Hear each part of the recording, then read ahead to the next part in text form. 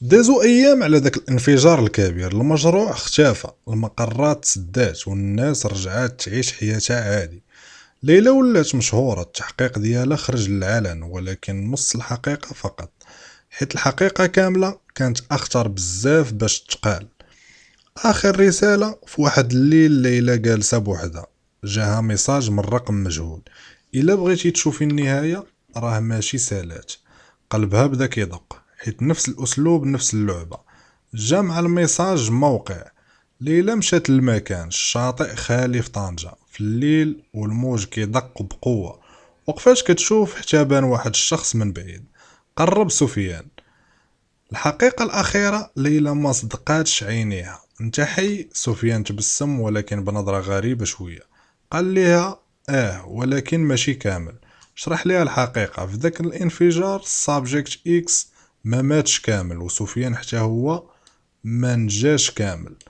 الزوج ندمجوا، انسان ولا وحش. سفيان دابا فيه الجانب الانساني ديالو وقوة السابجيكت اكس، يعني كيقدر يكون اخطر من بجوج. قال ليلى: انا دابا الاختيار الاخير، نكون انا ولا نولي هو. ليلى بقات ساكته كتشوف فيه. قالت ليه: القرار ديالك، ولكن انت عارف شكون بغيتي تكون.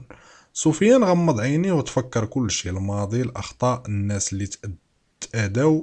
وليلى حل عينيه وشد التليفون.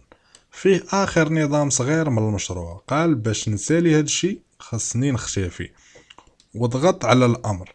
موجة موجة إلكترونية خرجات، كل شيء اللي بقى من المشروع تمسح نهائيا. ولكن حتى سفيان طاح. الصباح طلع، ليلى بوحدها في الشاطئ، ما بقى حتى اثار، غير التليفون طافي هاد المرة.